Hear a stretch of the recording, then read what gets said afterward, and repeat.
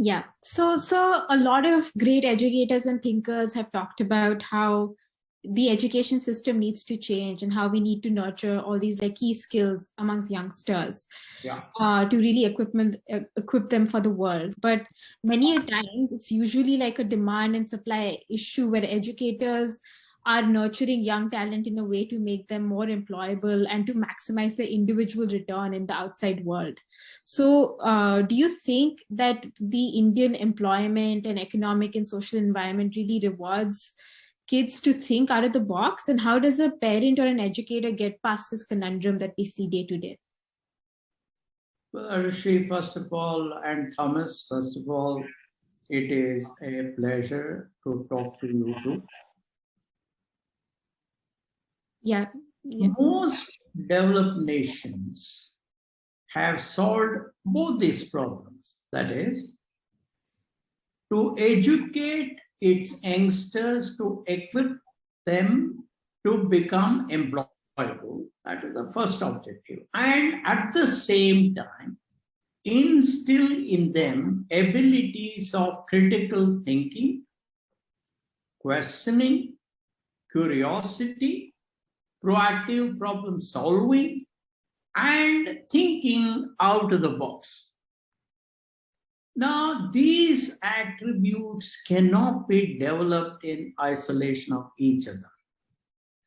The attributes like critical thinking and proactive problem solving must become the path to develop employability. That is what we are missing in this country.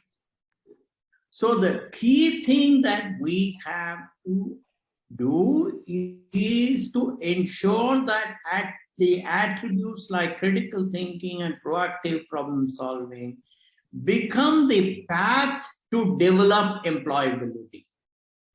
I am told that the new education policy of Professor Kasturi Rangan aims to develop these twin attributes concurrently. That is the challenge, and I'm glad that the new education policy will attempt to do it. But the proof of its success lies in how well we can implement the recommendations of Professor Kasturi Rangan Committee. Right. It is about how well we develop teachers needed for them. It is about how well and how quickly we develop good textbooks needed for them. It is about how well the current teachers accept the inversion of the learning model to encourage students to study at home in preparation for the class and to make the classroom a place for Socratic questioning, discussions, allowing curiosity to bloom, applying formal theories for practical applications, and to develop critical thinking. India is generally not known for excellence in implementation. I hope that this time will be different and we will implement this important new education policy well and in time. That's what I would like to say. Right. Yeah. So can I ask a follow-up here? If it's Please. Yes. So what do you think? So how do we ensure that this, like, based on your experience as a philanthropist, etc., working at education, how do we ensure that implementation is something that we are able to do in a coherent manner? No, I think that is not for me. I am not an expert in the field of education. There are lots of wonderful people in the country. You will have to ask them how to implement these twin attributes concurrently. So I don't think I will be able to get into those details. I am, after all, a user of the output of the college system. I am a customer of the output of the college system. Therefore, I can only say what attributes I expect in the products that are rolled out by these educational institutions. That's what I would say. Yeah. Right. Thomas, sir?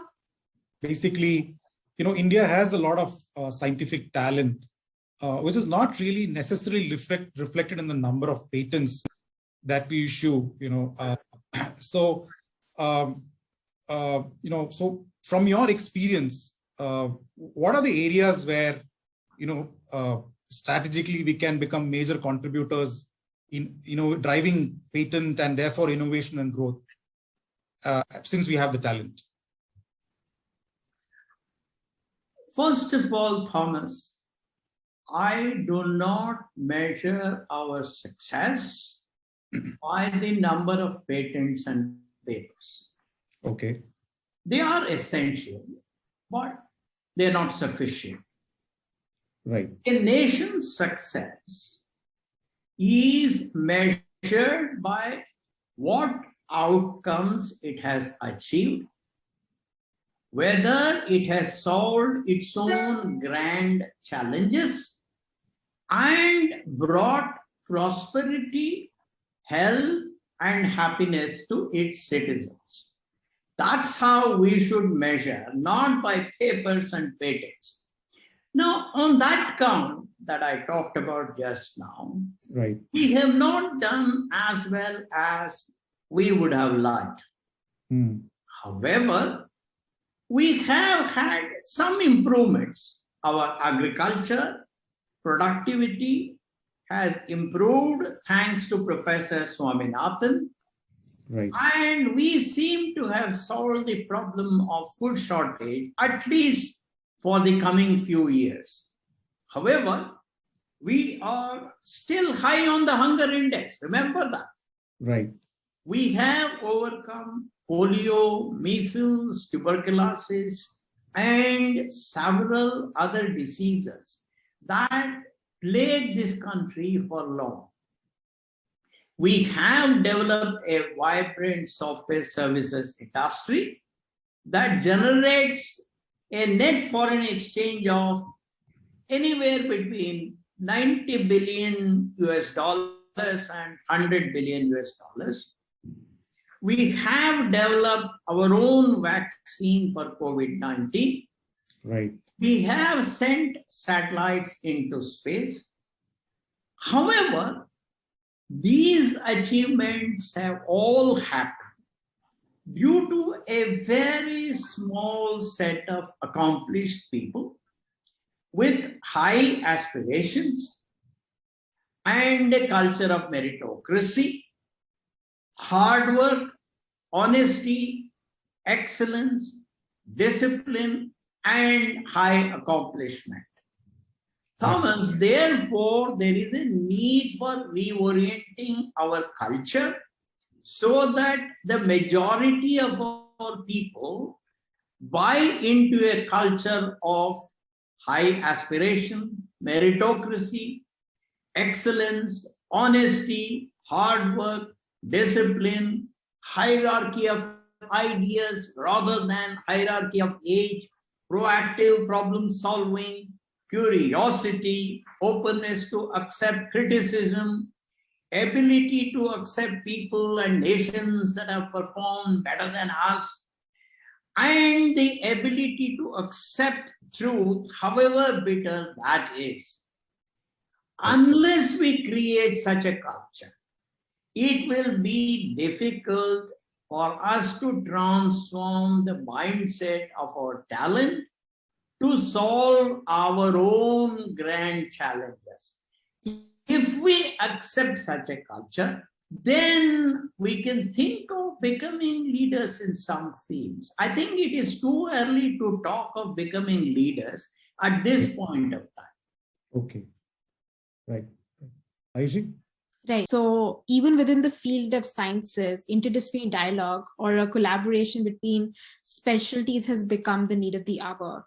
So based on what work you've done with, or what you have seen, do we see that happening in India to the extent to which it happens in the West? And how do we encourage this in schools and academia to happen even more?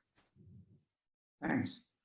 Interdisciplinary dialogue and collaboration between specialists or among specialists is an area that the Western nations and developed nations have excelled in.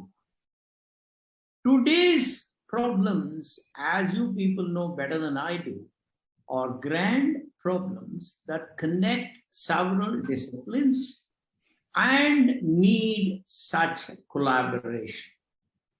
It is like participating in a symphony where maestros in violin, viola, harpsichord, flute, and several other instruments come together, use the score sheet, operate under the guidance of the conductor, and work together to produce music that is divine.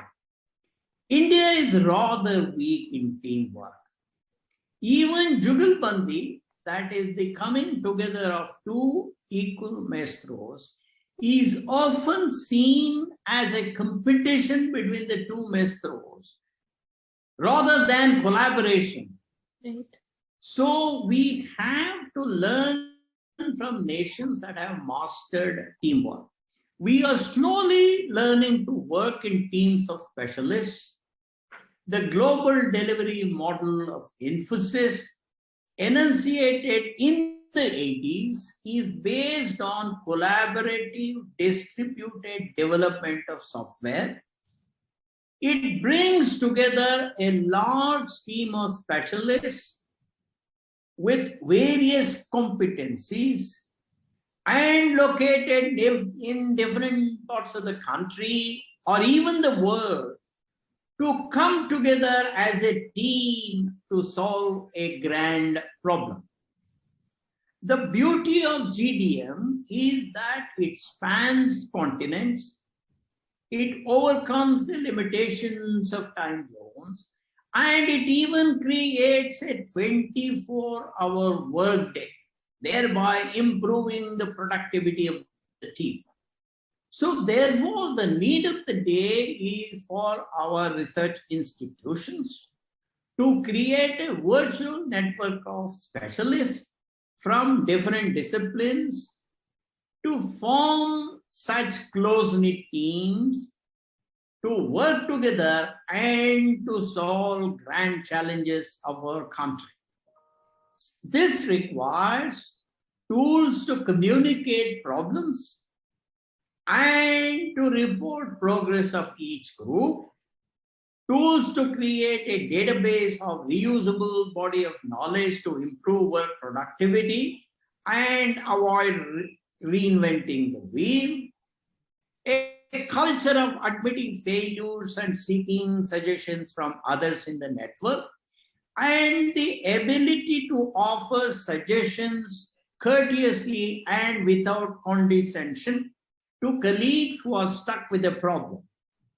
I hope we will get there, and then I believe that India will do a very good job of interdisciplinary work. Right, sir. So you mentioned how India needs to effectively become more interdisciplinary and create that sort of culture. But over time, have you seen that happen? Is present better than what it was in the past? And what potential is there to really achieve that culture realistically? What's the question? So I'm asking, has that culture of interdisciplinary dialogue improved in India over time, based on your experience? It has improved because we have had lots of people that have interacted with the Western culture, where teamwork and interdisciplinary work is the order of the day.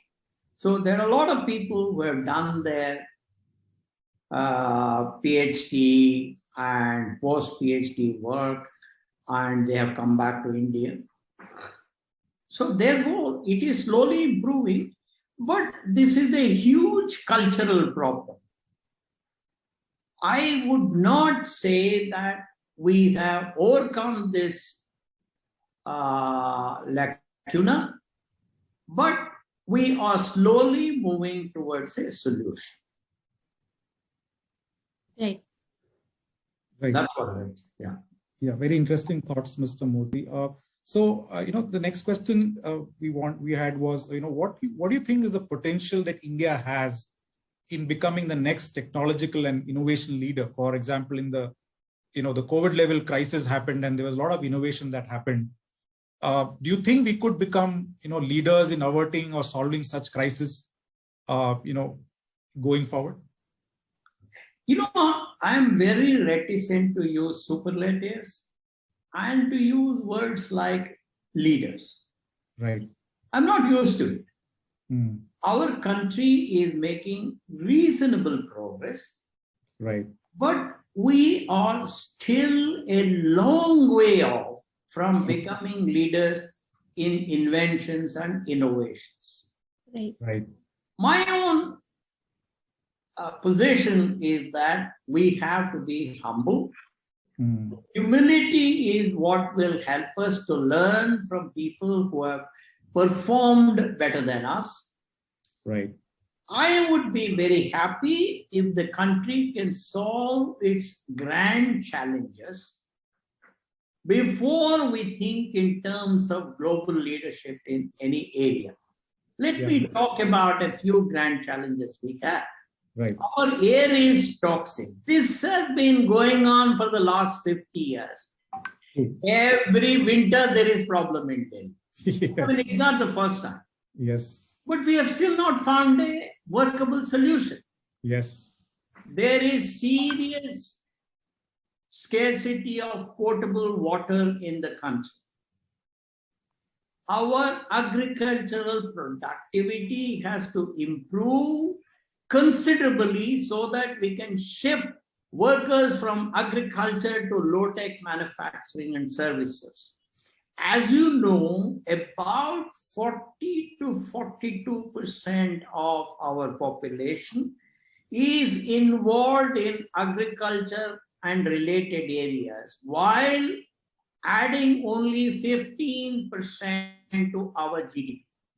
Right. What that means is our per capita GDP in agriculture is only between 35 and 40% of already low GDP of India, which is about 1900 US dollars. That means a person working in agriculture earns only about $750 to $800 per year. I'm deliberately using dollars because that is what the global comparison studies use. No, similarly, our Pisa scores, you know what Pisa is, right? Yeah, yes. This is the European thing, were among the lowest. We were probably the second lowest. Right. That's when Dr. Manmohan Singh's government, UPA government, instead of saying that we will solve this problem, they simply said, no, we will not use it. Fortunately, the current government decided a few years ago to start working on improving our Pisa scores, but I haven't seen any major work in that area.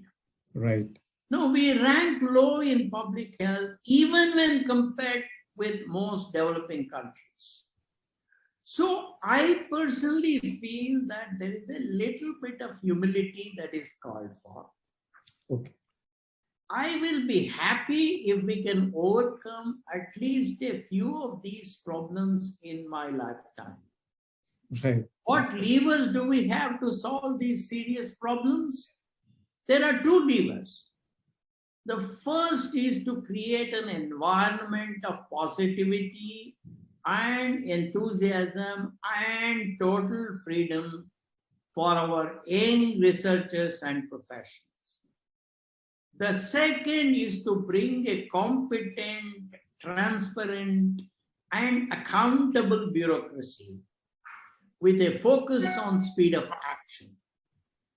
If we succeed in doing these things, I do believe that we would have helped our researchers and professionals to tackle some of the grand challenges that I spoke about. Right. And then we can think in terms of becoming leaders. Right. That makes so much sense, Mr. Murthy. So one final question, sir. Yeah. So we all know that India has good talent, but much has been said about this whole brain drain issue, right? Many of our young, brilliant minds are now seeing other countries like the US as the ultimate destination. And whoever goes abroad, they do grow up. I mean, we have techies. Most of the tech companies are led by Indians, right? But so how do we make sure that India remains an attractive destination for our scientific talent to stay here and work on some of these problems that is so local, which you just listed out? Well, that's a very important question. My late friend, Sri Devang Mehta, yes, used to say that it was better to have brain drain than have brains in the drain. That was his famous statement. Right. I will not go that far. I think I don't agree with that, but that's okay. Now, the French say, il n'y a qu'une vie, or on n'a qu'une vie. That means there is only one life, and that we must get the best out of it for ourselves, our families, our friends, and our society. There is nothing wrong with that philosophy. Some of our youngsters have high aspiration. They are not satisfied with the opportunities that our country offers. Therefore, they go abroad to seek a more challenging and satisfying life. I personally do not see anything wrong with that.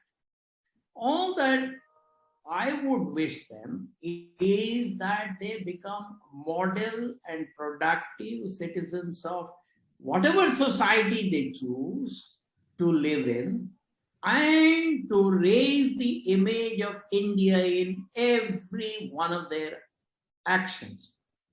Right. While a small percentage of students leave India, our big challenge is to make our country comfortable and attractive for the majority of Indians who stay back here.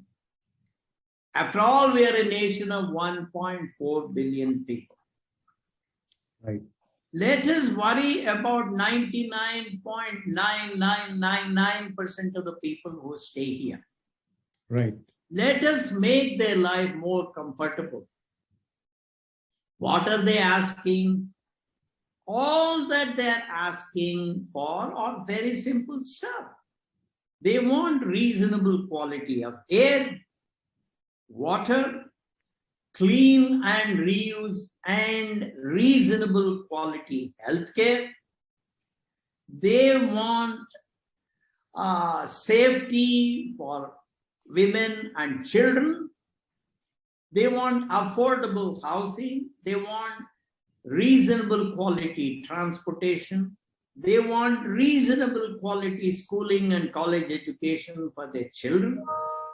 They want hassle-free public governance, and they do not want any harassment from bribe-seeking petty officials. Right. I think these are all very reasonable things that any youngster in our country expects. I also believe that we can achieve it. Therefore, the next stage is to make our higher education system more useful to solving the grand challenges of our country. and to make it attractive to foreigners as the developed countries have done today. Right. It may seem a tall order today. Hopefully, our current and future generations like you two will achieve it. If we did, you would not see Indian youngsters running to the developed world in search of better education and better opportunities. I think, that is normal. I don't blame these youngsters.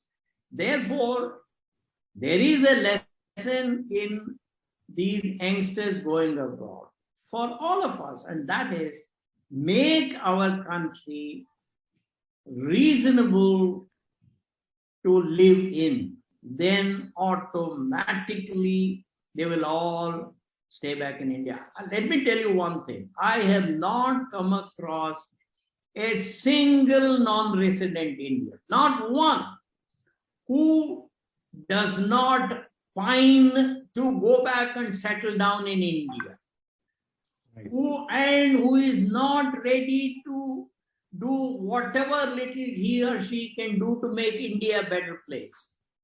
I think the challenge is with us who are in the country to improve this country and to retain our youngsters. So we cannot blame those youngsters. We have to see what is it that we are not doing so that those youngsters, find our country attractive. That's what I would say. Great, sir. Thank you so much. Lovely chatting with you. Thank you, sir. Thanks to both of you. Thank you. Wonderful. Take care.